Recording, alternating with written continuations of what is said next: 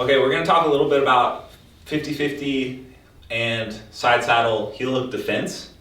Before we go into any more setups, we'll probably put this back at the front of the course, but it's being filmed later.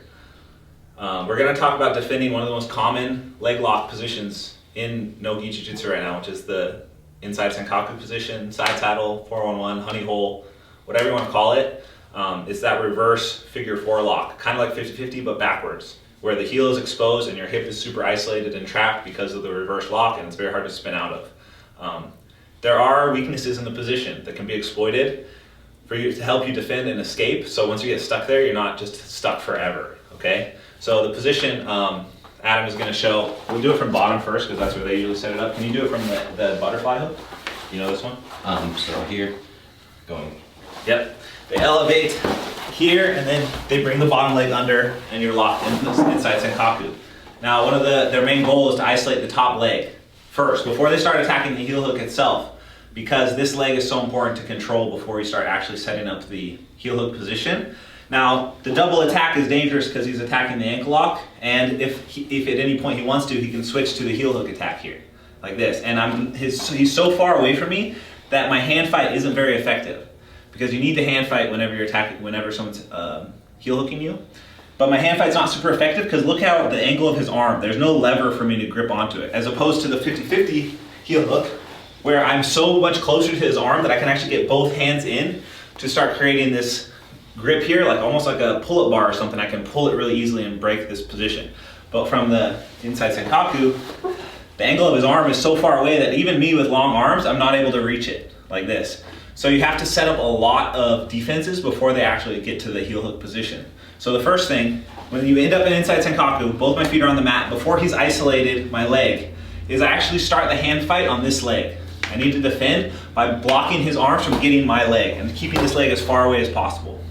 They have this hook here underneath the far thigh like this, but that's not as big of a deal as you may think. I just need to make sure that my toes are pointed out as I'm hand fighting this leg, because if I leave my heel exposed as I'm worried about hand fighting this leg, they can just drop back for the heel hook. So I keep my toes as 90 degrees as I can. If this is straight here, I'm turning it 90 degrees in. So if he starts to try and sit for the heel hook, my toes are out so my heel is not exposed. He would have to get all the way under my foot here or somehow rotate my leg completely this way before he can sit to actually get the hook, right?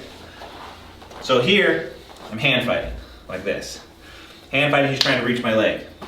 If I just go over the top, I might not be able to break the grip. You can reach under completely to really block this position and keep him away from your leg, right? So it's kind of a battle of who's reaching whose arm or leg first.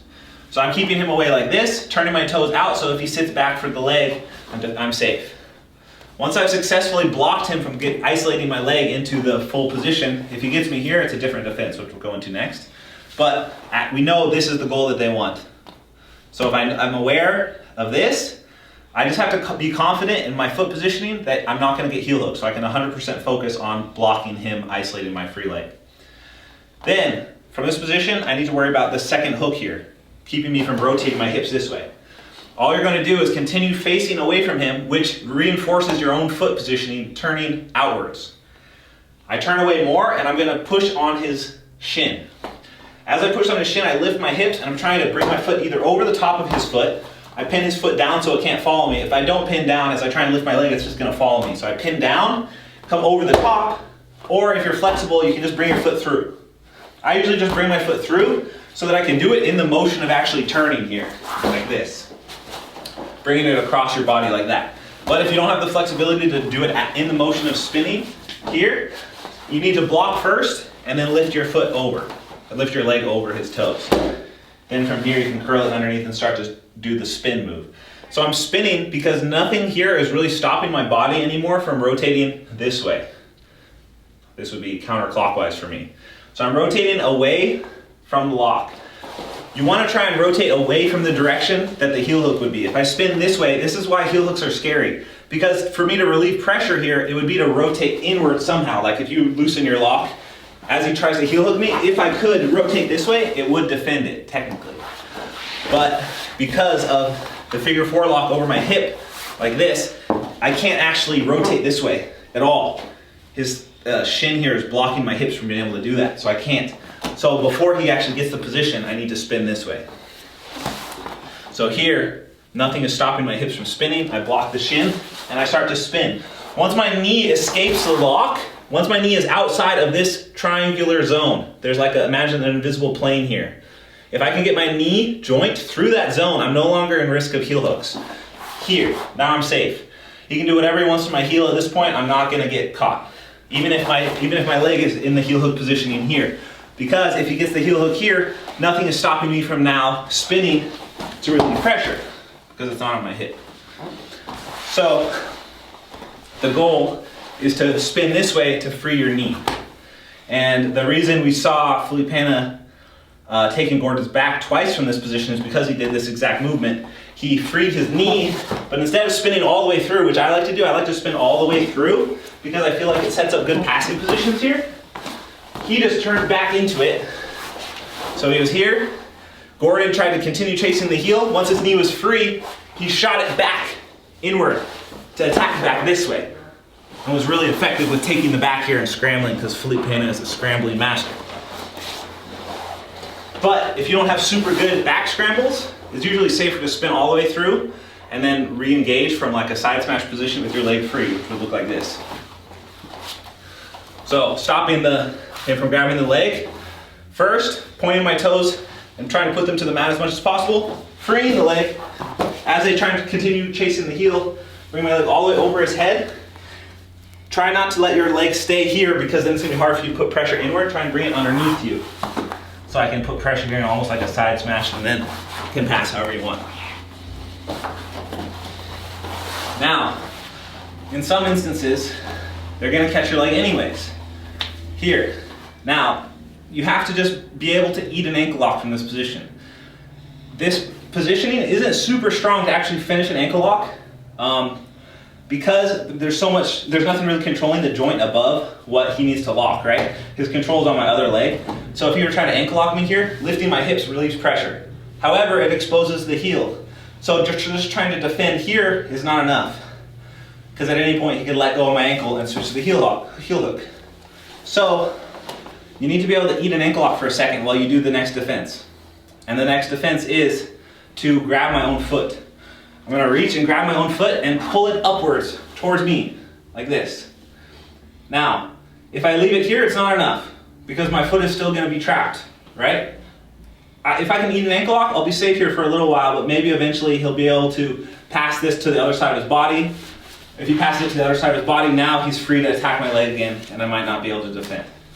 So, when you bring your foot up, you have to slide it into this space here. There's a space in front of his knee. I want to bring it up and bring it in front of his knee here like this. Once it's in front of his knee, I'm a little safer because now if he brings my foot to the other side of his body, I'm still stuck pretty tight, but it's going to be hard for him to get my foot back like this. And I may be able to get my leg up over the top and then I can free my leg this way. But that's not the end of it. You have to keep defending. So, he has my leg. I'm going to pull my foot up into this wedge or this crook of his legs here. There's a little slot that you can slide your leg into. Then I bring my hand underneath his foot and extend it away until I can trap this here underneath his leg. Now I'm safe from the heel hook. From this position, I'm trying to get up to my right knee. So I get up to my hand and I come up here. And now you're just in basic ankle lock position. You're pretty safe. You can stand up, you can spin this way, kick out of it, whatever you want to do. Okay? So here, again, here, trying to slide it in. If you're having trouble getting your foot all the way, you may have to use both hands and stay more to your left. I'm staying to this side because I'm flexible enough to bring my leg through. It's not that much flexibility. You can see my leg isn't even past this like lotus style position. It's still pretty straight. But if you're having trouble with it, what you can do is you can use your left hand or your same side hand to pull your leg and use your other hand to push his knee to make sure that you get space here, like this. Then keep your foot so he can't get it back. Free your leg, tuck it underneath, and come up here, like this. Okay? Okay, so what you need to do, So from the very beginning, the very first thing you're focusing on is not letting him control your top leg. If things start going bad and he gets your top leg anyways, that's when the second defense comes in, and you have to start worrying about this ankle first. Because he already has this, it's a lost cause, don't worry about it anymore. I need to start controlling my own ankle. If it feels weird to push this way, you can actually push underneath your own knee like this to create space. Remember, you're not out of the woods. Like, he can still ankle lock you here, especially if he goes reverse grip like this. He may be able to get extra torque. He may switch to a toe hold. There's other things that he can do. So you're at a risk anyways, but at least in this situation, if he were to crank it, it's just my ankle and not my knee. Ankles, in my experience, heal faster than knees, luckily. So like, if your ankle pops a few times, it's not the end of the world. And I'm speaking in terms of like competition. Like, when I compete, there's a lot on the line. So like, I'm willing to let an ankle go. I'm not willing to let a knee go. So I go for the knees first.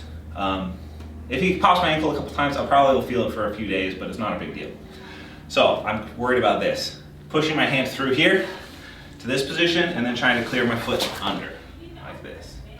But remember, if I can, I'm trying to turn outward right away. The second someone gets a saddle on me, I'm blocking his hand from reaching my leg, trying to get him on his side and freeing my knee from the triangle actual position. And then, if you are quick and fast, you can turn back in and start attacking this way, or spinning all the way through. Here, I like to try and get underhooks immediately so I can pass right away. The same concept applies from the conventional heel hook this way. If he catches my heel here, most of the time you don't see people favor this position because it's a little easier for me to spin out of. Because once I get my knee to the mat, it's hard for him to get leverage to finish the position here. Because I can just keep rotating without actually giving up much risk of getting heel hooked.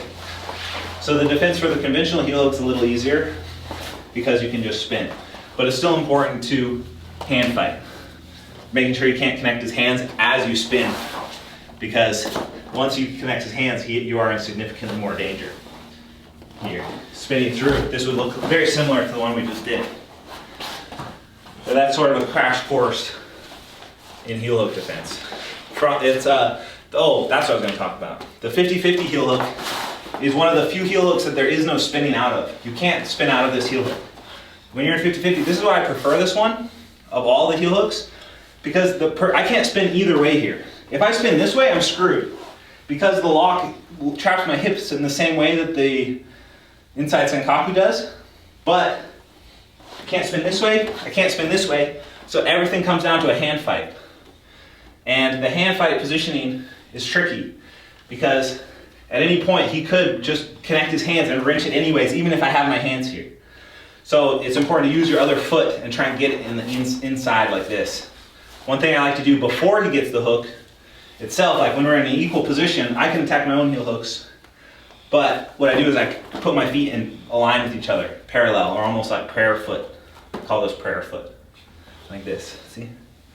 Prayer foot position, because now if I connect my heels, it's very hard for him to get to my heel, try and get to my heel at him. It's just a little tougher. It allows me to keep my toes on the inside, both my toes, so that even if he gets his arm over the top, I can have my feet on the inside, and I'm sort of hand fighting with my foot fighting, right? The advantage I have is it's my forelimbs versus his two, so you need to use your other foot. A lot of people I see, they don't use this foot, and they're just trying to hand fight without engaging their foot. Kicking at their hands is really good. Keeping your feet in together is even better, especially to the armpit. If I can keep my foot through to the armpit, it's very hard for him to sit to the heel hook.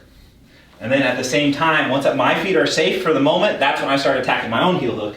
Then the roles switch. He has to start defending for me like this. But I have to be careful because the more I attack, I need to like free my foot to start catching the angle, and now my heel's exposed again. If he successfully uses his feet to connect, my heel is exposed and he's going to sit back for it, and then I have to be like, oh shit, now it's my turn to defend again. And it's an extra tricky, we call these shootouts, ankle lock shootouts. I've never lost a 50-50 heel hook shootout. I've lost a few side saddle shootouts, but I'm undefeated in 50-50 shootouts. So, those are some of the basic ideas of defending heel hooks, which we never actually covered. Which I think is more important than attacking heel hooks, is understanding the concepts of defending them properly.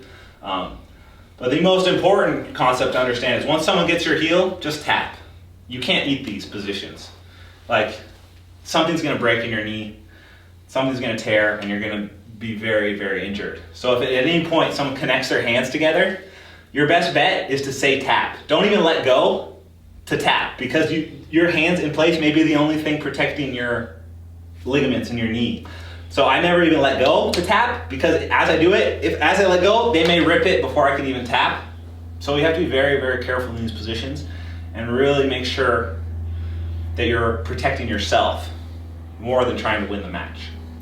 So yeah, once someone connects in any of the heel hook positions, even from the side saddle, once they connect, just tap. It's over. And I physically tap there, but I would actually just say tap really loud so the ref can hear it and this guy can hear it and everyone around can hear it. So if they break your leg, they're an asshole at that point. So that's a crash course in heel hook defense.